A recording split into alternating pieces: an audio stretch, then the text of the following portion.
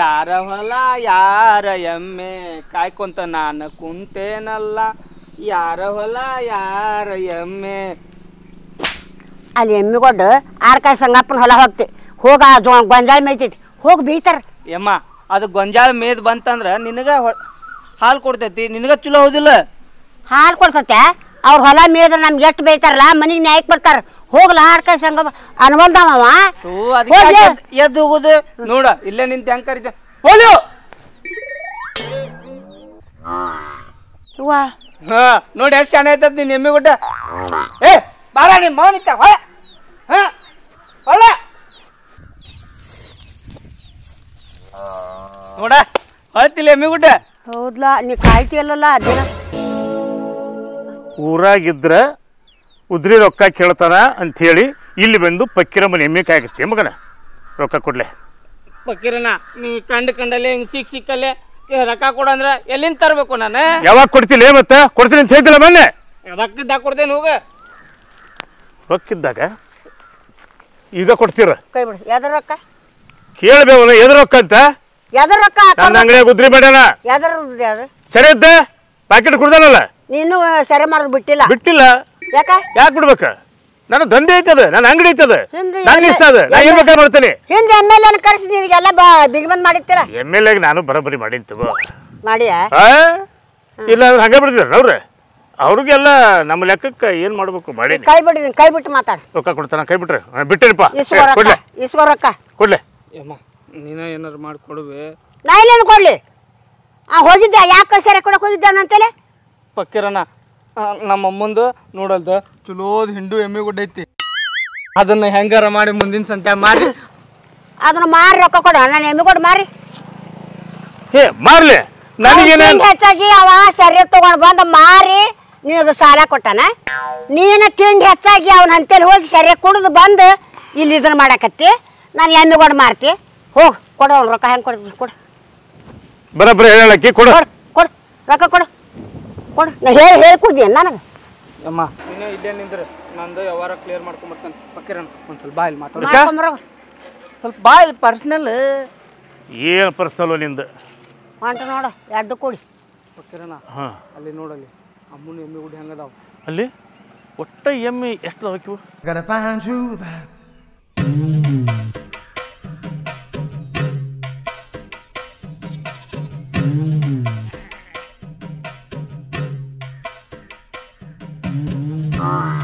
ಹುಷಾರ್ ನೋಡ ಪಟಾಯಿಸಿ ಬಿಡೋದು. ಪಂಚಾಯತ್ ಆಗಿ ತೀರ್ಮಾನ ನಾನು ಬಿಟ್ಬಿಡ. ಈಗ ನಡಿ ಪಕ್ಕಿರಣ ನೀನು ಬಾ. ನಾನು ಎಲ್ಲ ಹೇಳಿ ಕ್ಲಿಯರ್ ಮಾಡೀನಿ, ನೀ ಏನು ತಲೆ ಕಟ್ಸ್ಕೊಬೇಡ. ಅವ ಹೋದ. ಏನು ನಿನ್ನ ರೊಕ್ಕ ಇಸ್ಕೋದಲ್ಲ ಅಂತ ಈಗ? ನಾವು ಏನೋ ಒಂದು ಹೇಳಿ ಮ್ಯಾನೇಜ್ಮೆಂಟ್ ಮಾಡೇನಿ. ಈಗ ಮಾಡಿದಿ ಮತ್ತೆ ಹೊತ್ತಿಗೆ ಬರ್ತಾನ ಮಕ್ಕೊಂಡಾಗ ಬರ್ತಾನೆ. ನೀ ಮಕ್ಕೊಂಡಾಗ ನಾವು ಒಳಗೆ ಮನಗಿರ್ತೀವಿ, ನೀವು ಹೊರಗೆ ಮನಗಿರ್ತಿ. ನೀನು ಹೇಳ್ಕೊಂಡು ಹಣೆ ಹಾಕತ್ರ ಯಾರಿಗೆ ಬಿಡಿಸ್ಬೇಕಲ್ಲ ನಿನ್ನ? ನಿಮ್ಮ ಅಪ್ಪನೂ ಬರೋಂಗಿಲ್ಲ.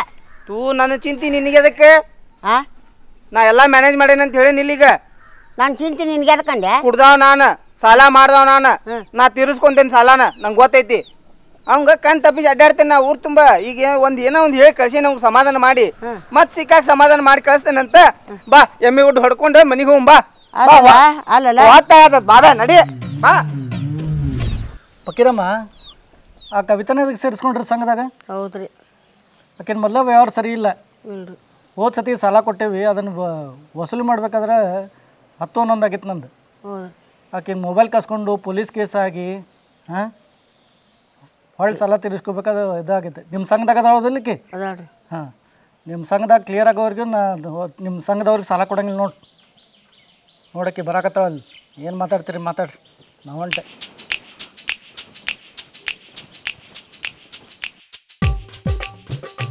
ನೋಡ್ಕೊಯ್ತಾ ಹೇಳ್ತಾನೆ. ಈಗ ಎಲ್ಲರೂ ನಮ್ಮ ಸಂಗಿನಾಗ ಸಾಲ ಕಟ್ಟ್ರ. ಈಗ ನಿನ್ನ ಸಾಲ ಒಬ್ಬೇಕಿದಾಗ ಉಳಿದಿದ್ದು. ನೀನು ಒಬ್ಬೇಕಿ ಸಲಾಗಿ ಯಾವ್ರು ನಮಗೆ ಸಾಲ ಕೊಡೋಲ್ಲ ಸಂಗಿನಾರಿಗೆ. ನಾ ಏನು ಎಲ್ಲೂ ಓಡಿ ಹೊಂಟಿಲ್ವೇ ಅಮ್ಮ, ಕಟ್ತೀನಿ ತಗೋ. ಓಡೇನು ಹೋಗ್ತಿ? ಓಡೇ ಬಂದಿದ್ದಿ ಗಂಡನ ಬಿಟ್ಟು. ಯಮ್ಮ ಬಾಯಿಗೆ ಬಂದಂಗೆ ಮಾತಾಡ್ಬೇಡ. ಎಷ್ಟು ಸಿಟ್ಟು ಬರ್ತೈತೆ ನೋಡು. ಅಷ್ಟು ಸಿಟ್ಟು ಬರೋಕಿ ರೊಕ್ಕ ಕಟ್ಬೇಕು. ಹಂಗೆ ನಾನು ಬಡ್ಕೊಂಡೆ ನಿನ್ನ ಸಂಗಿನಾಗ ಸೇರಿಸ್ಕೊಳ್ಳೋದು ಬೇಡ ಬೇಡ ಅಂತ ಬಡ್ಕೊಂಡೆ ನಾನು. ಆದರೂ ಕೇಳಿಲ್ಲ. ನಿನ್ನ ಸಂಬಂಧ ನಮ್ಗೆ ಸಾಲ ಸಿಗೋಲ್ಲ ಸಂಗಿನಾಗ. ನಾ ಏನು ಸಂಘಕ್ಕೆ ಸೇರಿಸ್ಕೊಳ್ರಿ ಅಂತ ಹೇಳಿ ಬಂದಿದ್ನ. ನೀವು ಸಂಘ ಕಟ್ಟಬೇಕಾದ್ರೆ ಅವು ಬೇಕು ಕಮ್ಮಿ ಬಿದ್ದಾಳ ಅಂತೇಳಿ ಯಾಕೆ ಕೊಂಡಕರ್ ತಿಪ್ಪೋಕ್ನ ನಾವು ಅಲ್ಲೇ ಅಂದ್ರೂ ಬಂದು ಸೇರಿಸ್ಕೊಂಡಾಳ ನಾನು. ಆಕಿಗೇನ ಎಷ್ಟು ಹೇಳಿದ್ದೇನ ಆಕಿನ ಸೇರಿಸ್ಕೋಬಾರ್ದು ಅಂತೇಳಿ ಅಲ್ಲಿ ಗಂಡನ ಬಿಟ್ಟು ಅಲ್ಲಿ ಸಾಲ ಮಾಡಿ ಓಡಿ ಬಂದಾಳ ಆಕಿ. ಸೇರಿಸ್ಕೋಬಾರ್ದು ಅಂತ ಹೇಳಿದ್ರು ಕೇಳಿಲ್ಲ.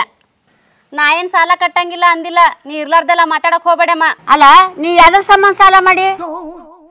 ನಿಮ್ಮವ್ವ ಏನು ಹೇಳಂಗಿಲ್ಲ ನಿನಗೆ? ಸಾಲ ಕೊಡೋರು ಹೆಂಗೆ ಕೊಡ್ತಿದ್ದಾರೆ ನಿನಗೆ? ಹಾಂ ನೋಡು, ಈ ವಾರದಾಗ ಕಟ್ಟಲಿಲ್ಲ ಅಂದ್ರೆ ಮುಂದೈತಿ, ಕಟ್ಟಬೇಕು ನೀ ಈ ವಾರ.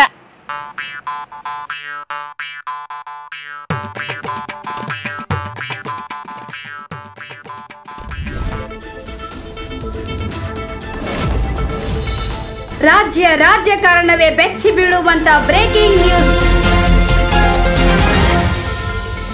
ರಾಜಕೀಯದಲ್ಲಿ ಸಂಚಲನ ಮೂಡಿಸಿದ ಸಚಿವರ ನಾಪತ್ತೆ ಪ್ರಕರಣ. ನಂದೀಶ್ ಗೌಡ ಕೆಎಂ ನಾಪತ್ತೆಯಾದ ನೀರಾವರಿ ಸಚಿವ. ನಾಪತ್ತೆಯಾದ 3 ದಿನಗಳ ನಂತರ ಈ ಪ್ರಕರಣ ಬೆಳಕಿಗೆ ಬಂದಿದೆ. ಅಷ್ಟೆಲ್ಲ ಭದ್ರತೆಯ ನಡುವೆಯೂ ಸಚಿವರು ನಾಪತ್ತೆಯಾಗಿದ್ದು ಹೇಗೆ? ನಾಪತ್ತೆಗೆ ಕಾರಣ ಏನು? ಸಚಿವರನ್ನು ಯಾರಾದರೂ ಅಪಹರಿಸಿರಬಹುದಾ? ಇದರಲ್ಲಿ ವಿರೋಧ ಪಕ್ಷದವರ ಕೈವಾಡವಿದೆಯಾ? ಯಾವುದೇ ಸುಳಿವಿಲ್ಲದೆ ಸಚಿವರು ಎಲ್ಲಾದರೂ ಹೋಗಿರಬಹುದಾ? ಹೀಗೆ ಹಲವಾರು ಅನುಮಾನಗಳು ಈ ಪ್ರಕರಣದಲ್ಲಿ ಸುತ್ತಿಕೊಳ್ತಾ ಇದ್ದಾವೆ. ನೋಡಿ, ತಮ್ಮದೇ ಸರ್ಕಾರದ ಸಚಿವರಿಗೆ ಭದ್ರತೆ ಕೊಡಕ್ಕಾಗ್ತಾ ಇಲ್ಲ. ಇನ್ನು ಸಾಮಾನ್ಯ ಜನರ ಪರಿಸ್ಥಿತಿ ಹೇಗೆ ಈ ಸರ್ಕಾರದಲ್ಲಿ? ಕಿಡ್ನಾಪ್ ಆಗಿರಬಹುದು ಅಂತ ರಾಜಕೀಯ ವಲಯದಲ್ಲಿ ಬಹಳ ಚರ್ಚೆ ಆಗ್ತಾ ಇದೆ.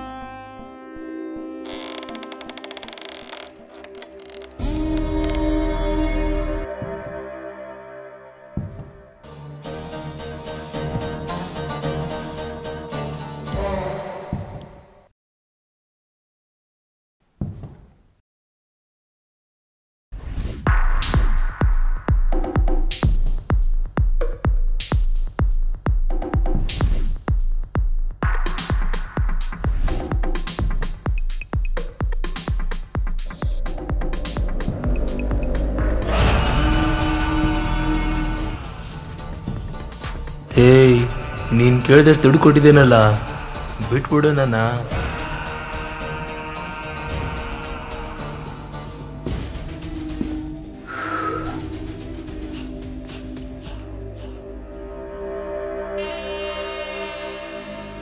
ರಾಜಕೀಯ ಅನ್ನೋ ಮುಖವಾಡ ಹಾಕೊಂಡು ಅದೆಷ್ಟೋ ಅನಾಚಾರ ಮಾಡಿದೀಯಾ, ಅದೆಷ್ಟೋ ಜನರ ಜೀವನ ಹಾಳು ಮಾಡಿದೀಯಾ, ಎಷ್ಟೋ ಜನರನ್ನ ಹೆದರಿಸಿ ಬೆದರಿಸಿ ಇಲ್ಲ ಅವ್ರನ್ನ ಕೊಲೆ ಮಾಡಿ ಸಾವಿರಾರು ಕೋಟಿ ಆಸ್ತಿ ಮಾಡಿದೀಯ.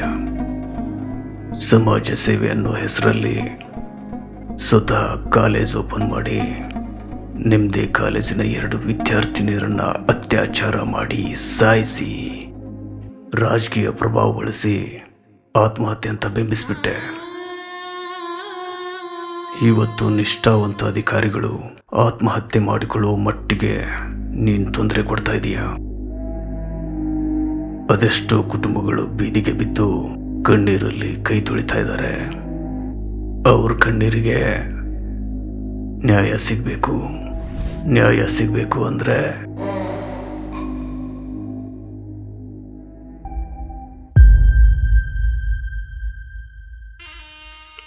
ಶ್ರೀ